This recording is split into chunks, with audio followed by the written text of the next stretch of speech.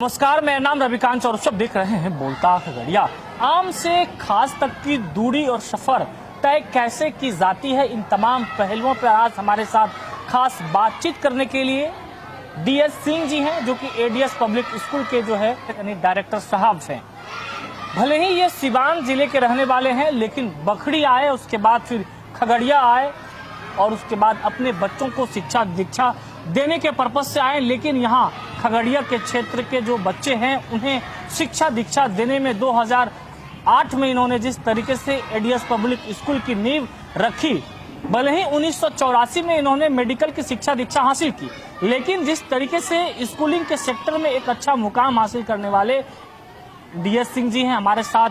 Sir, सबसे पहले बोलता खगड़िया में आपका स्वागत है। अल्लाह कोई अपने बच्चों को पढ़ाने के लिए खगड़िया में तो आए उसी पर्पज से कि बच्चों को अच्छा एजुकेशन देंगे, मगर जब हायर एजुकेशन की बात हुई तो खगड़िया से बाहर हम चाहे कि बाहर जाकर के बच्चों को अच्छी शिक्षा दें।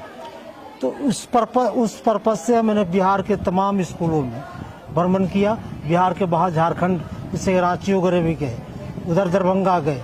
दरभंगा जाने के बाद हमको लगा कि खगड़िया के अंदर क्यों ना हम इस ढंग का एजुकेशन दें बच्चों को, स्कूल क्यों ना स्टार्ट कर दें जिससे सुदूर देहाती इलाके के गरीब अमीर सारे बच्चों को हम अच्छी शिक्षा दे सकें। अब 1984 में ही मेडिकल की शिक्षा, आप एज ए डॉक्टर भी हैं, उसके बाद फिर जो है आपने इस स्कूल को ही क्यों आपने जो है प्राथमिकता दिया? आप चाहते तो कि अच्छा सा हॉस्पिटल भी खोल सकते थे ना, मगर चिकित्सा के क्षेत्र में तो हम बहुत कुछ किए, अब शिक्षा के क्षेत्र में हम कुछ करना चाहते थे।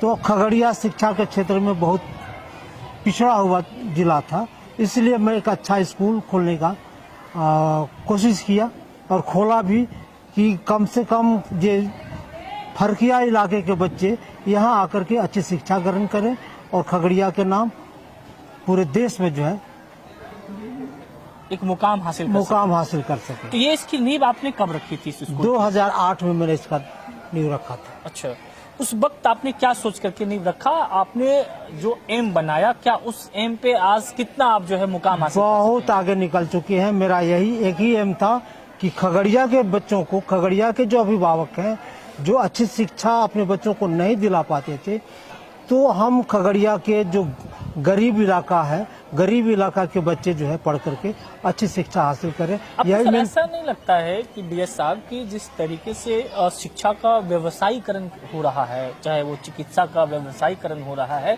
ये एक समाज के लिए कितना जो है ये घातक है या फिर समाज के लिए जरूरी है? नहीं, समाज के लिए घातक है, मगर एक रह गई अच्छी शिक्षा देने के लिए अच्छी व्यवस्था करनी होती है। अच्छी व्यवस्था करने के लिए कुछ अर्थ की भी जरूरत होती है।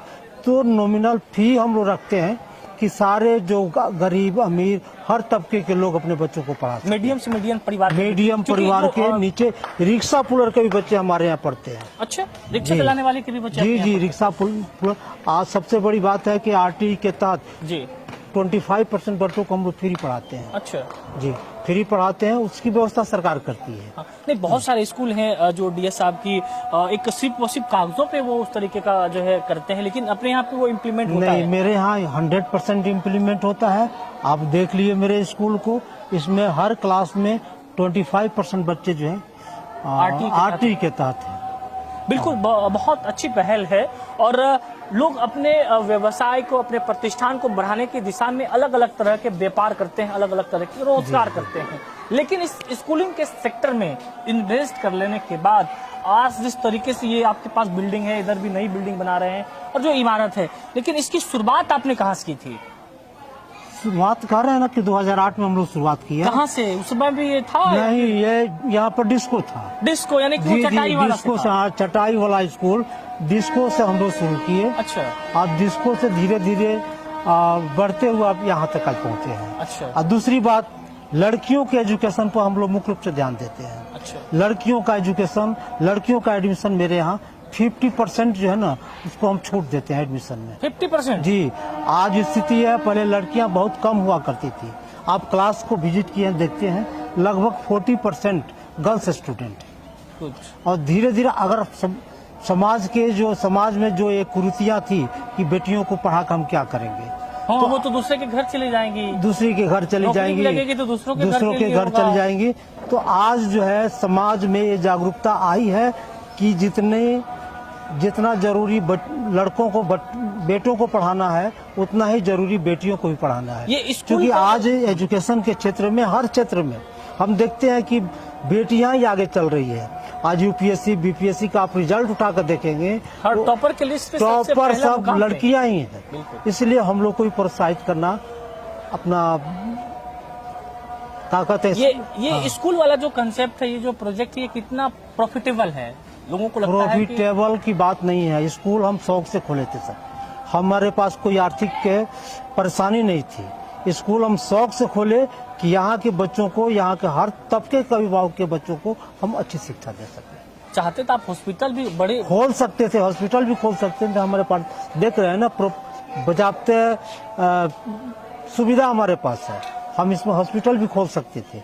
मगर हॉस्पिटल, चूंकि शुरू से ही हम हॉस्पिटल ही चलाए, तो सोचे कि नहीं, शिक्षा के क्षेत्र में भी कुछ किया जाए। पेरेंट्स का जो है वो कितना कोऑपरेशन रहता है? क्योंकि जो बच्चे यहाँ से अपना घर जाते हैं तो उसके बाद फिर वो पेरेंट्स का बहुत सारा डिमांड रहता होगा कि सर हमारे बच्चों में प्रोग्रेस नहीं दिखता है। कुछ लोगों का रहता होगा अक्सर ऐसे इस तरीके से करे।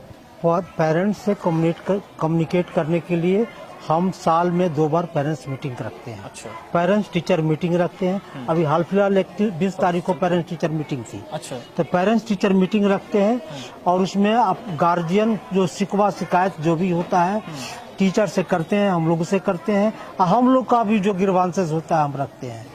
तो रखते हैं, गार्जियन अगर शिकायत भी करते हैं तो उस शिकायत को हम लोग सुझाव के रूप में एडमिट करते हैं और उसको दूर करने की कोशिश करते हैं। हमारे माध्यम से उन पेरेंट्स को क्या कहना चाहेंगे जो अपने बच्चों को एडीएस पब्लिक स्कूल में एडमिशन कराना चाहते हैं? उन लोगों के लिए क्या कुछ विशेष छूट होगी? और जो उस गरीब परिवार से ताल्लुक रखता हो, उनके बच्चे कैसे दाखिला लेंगे इस बार के सेशन में? आपको तो बता दिए 25% तो हम लोग आरटी के तहत लेते हैं, और उसके बाद लड़कियों का एडमिशन फी हाफ है ना। अब लड़कों का है तो लड़कों का भी एडमिशन फी कोई ज्यादा नहीं है, 1500 रुपया मेरे यहाँ एडमिशन होता है। मात्र 1500? जी 1500 रुपया में एडमिशन होता है, और स्कूल फीस सब क्लास का अलग अलग है जी। और इसके अलावा तो फैसिलिटी मेरे यहाँ हर तरह की फैसिलिटी है। कंप्यूटर की भी फैसिलिटी है, छोटे बच्चों को खेलकूद की भी व्यवस्था है। पीजी स्कूल के बच्चों को ऑडियो विजुअल की भी व्यवस्था हमारे यहाँ। अच्छा। है ना। तो छोटे बच्चे चूंकि लिख नहीं पाते हैं तो उनको ओरल ही हम लोग 6 मंथ तक ओरल ही पढ़ाते हैं। अच्छा। 6 मंथ के बाद पीजी के बच्चों को, प्ले ग्रुप के बच्चों को पेंसिल पकड़वाते हैं। तो आपने जो 2008 का जो आपका नजरिया था और आज 2024 है, इतने दिनों का जो सफर रहा वो कितना बड़ा चैलेंजिंग रहा? बहुत चैलेंजिंग रहा। हमारे गार्जियन जो हैं, बच्चों के जो अभिभावक हैं, उनका हर तरह से सहयोग हमको मिला, और उनका जब सहयोग मिला तो मेरा मनोबल और ऊंचा होते गया। कोविड ने कितना कमर तोड़ा आपका? कोविड में बहुत कमर तोड़ दिया। कोविड में जो मेरे यहाँ स्ट्रेंथ था वो 50% ही रह गया। कोविड के पहले 400 स्ट्रेंथ था, कोविड के बाद वो 200 रह गया। उसके बाद फिर धीरे धीरे स्कूल ग्रो किया, नए सिरे से शुरुआत करना पड़ा। आज मेरे यहाँ 500 बच्चे हैं और किस तरह के कहीं कोई दिक्कत नहीं है। हॉस्टल की भी क्या व्यवस्था है? हॉस्टल की भी व्यवस्था मेरे यहाँ है, अच्छी व्यवस्था है। हम बच्चों को बैलेंस डाइट देते हैं, खेलने की व्यवस्था है, और पढ़ाई स्कूल के अलावा 4 आवर्स हॉस्टल में स्टडी आवर है।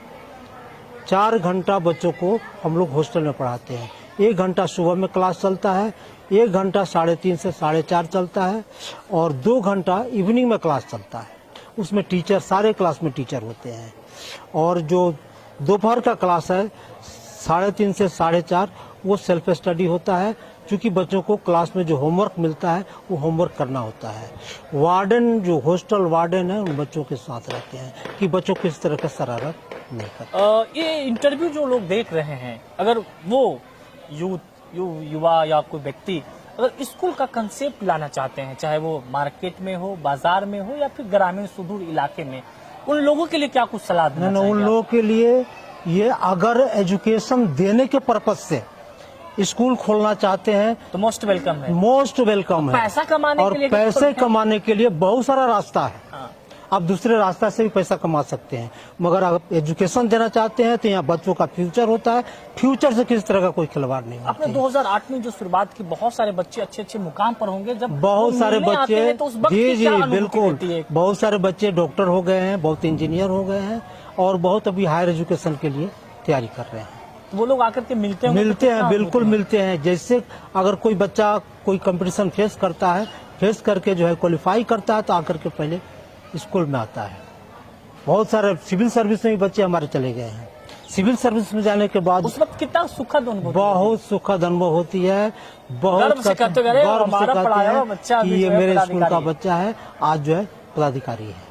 बिल्कुल जो है किसी के भविष्य को संवारने की दिशा में अगर आपने एक कदम भी प्रयास किया हो और वो अगर मुकाम पर रहे तो फिर सीना चौड़ा हो जाता है गर्व से। इस समय अभी सबसे पहले शिक्षा तो सबसे ज्यादा जरूरी है। हर कदम पर आज अशिक्षित का कोई महत्व नहीं है, लेकिन इस सेशन में मैं माता पिता और शिक्षकों को यही कहना चाहूंगी कि सबसे पहले संस्कार, उसके बाद अनुशासन और उसके बाद शिक्षा।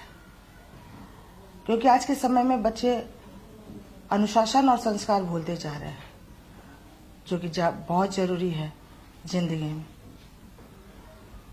तो शिक्षक से, उनके माता पिता से यही कहूँगी कि अपने बच्चे को सही मार्ग पर चलने के लिए उन्हें कर्तव्यनिष्ठ बनाएं।